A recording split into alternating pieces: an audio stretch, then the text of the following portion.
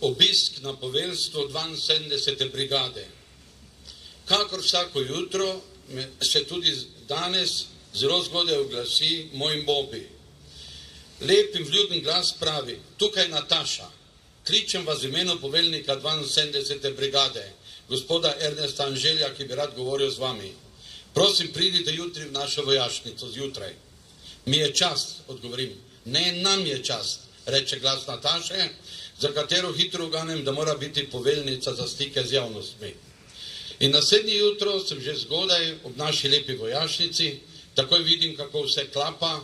Vojak pri vhodu je bolj podobno receptorju kot kakšnemu stražarju, takoj vidim, me prepozna, ampak me tudi pričakuje in reče: dobro jutro, dobrodošli, izvolite.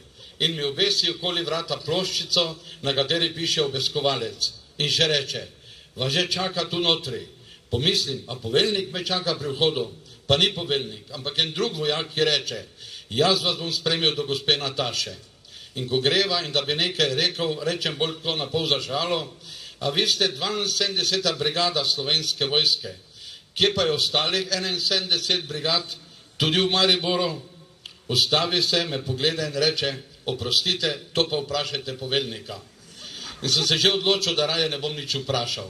Potem pa še pove, da je z Lenarta in ga je tam v 3. razredu učila moja sestra. Jaz še rečem: poglejte, kako daleč ste prišli. Ne, midva sva prišla do Nataše, pravi, in me preda svetlolaski z očali, ki me povabi v poveljnikovo pisarno in reče: takoj bom prišel. In res takoj vdre moj znanec, lahko bi mu rekel celo prijatelj, kot medved visoki Ernest Anžel, z brki in govori glasno in hrupno, tako da mi ni treba prositi kakor druge, malo bolj glasno, sem že star, ne slišim. Torej reče: gospod Tone, mi je čas, da vas pozdravljam na poveljstvo 72. brigade. Ne, meni je čas, rečem, brigadi je čas, zagrmi, in tako ne upam več ogovarjati. Vesel sem, da boste sodelovali ob dnevu 72. brigade. Zdaj vas pa prepuščam Nataši, ker grem k dvigu zastave. In že odvihra, a še malo porine glavo med vrata in reče: seveda se bom kmalu vrnil. Nataša pa pravi: najboljše, da vam dam osnutek scenarija. Osnutek se reče zato, ker ga niso še potrdili na predsedstvu. A verjamem, da ga bodo. Vzamem v roke bel list in vidim, za kaj gre. Scenarij je razdeljen na minute. Tam piše, da bo predsednik Republike Slovenije govoril ob 13:14 do 13:24. Vidim 10 minut. Jaz pa pridem na vrsto v kulturnem programu in vidim, da bom govoril ob 13:37 do 13:42. Nikoli si nisem mislil, torej 5 minut, da bom kdaj pomemben za polovico predsednika države. Hitro vidim tudi, da bomo potem odšli v 13:50 v jedilnico na osvežitev. Se že malo strašim, ker kadar meni žena naroči, naj gre na osvežitev, pomeni, da se moram stuširati, pošpricati z deodoranti in malo telovaditi. Ampak potem vidim, da bo sledil še vojaški pasol. In preverim, da bo to vojaški pasol v manjših porcijah. In takoj pomislim, kako naša vojska razume gospodarsko krizo in krizno situacijo in ni več velikih porcij pasolja, ampak manjše. Ko vprašam gospod Natašo, ali je to ukazala gospa ministrica, pravi, da ne. Potem pa se spomnim, kako slišim včasih govoriti vojake, da smo res izjemna vojska, ki ima obrambno ministrico z ljubkim imenom Ljubica. Sem že marsikaterega vojaka slišal, ki je rekel: za to bo pa poskrbela moja Ljubica. Da imajo vsi ti vojaki, poleg žena in deklet, še svojo Ljubico, ki bo za vse poskrbela, me res veseli. In pravijo: imamo radi, čeravno je ministrica. Ampak se že vrne poveljnik Ernest. Sta se zmenila, torej, gospod Tone, sem rekel, nam je čast, govorite tako po vaše. Kaj in koliko boste govorili, je seveda vaša svoboda. Popolna svoboda. A ne smete govoriti več kot 5 minut. Poudariti morate besedo domoljubje, ne prevečkrat, da ne bo inflacije, 3-krat pa. Kot rečeno, imate vso svobodo, ampak povejte, da je to edina brigada, ki je rodovna. Kajte prva ljubljanska je samo pešadijska. Rodovna pomeni, da imamo gorski bataljon, oklepni, inženirski bataljon in tako dalje. Vse združujemo mi.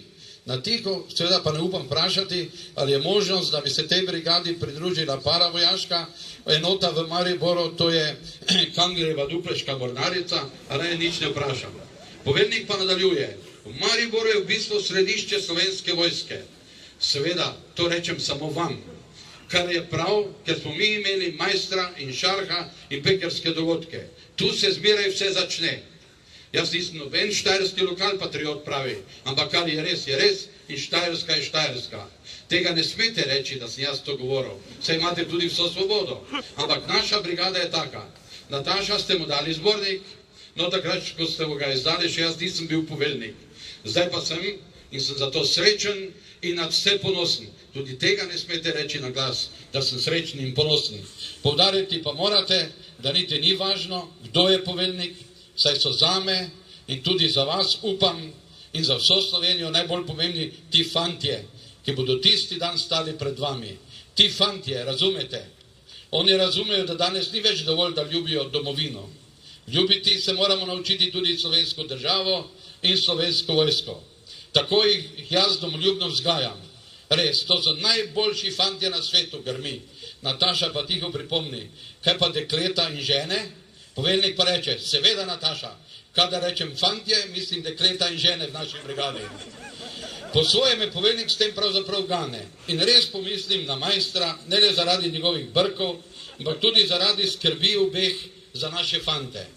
Pravijo, da je general še v letih, ko je bil, kot veste, že birokratsko upokojen in tudi precej bolan, da je tako sam s seboj govoril in se spraševal, kje so ostali, kje so zdaj, kako jim gre, moji majstrovi fantje, ki so jim dekleta nekdaj pripenjala nagelj in rožmarin.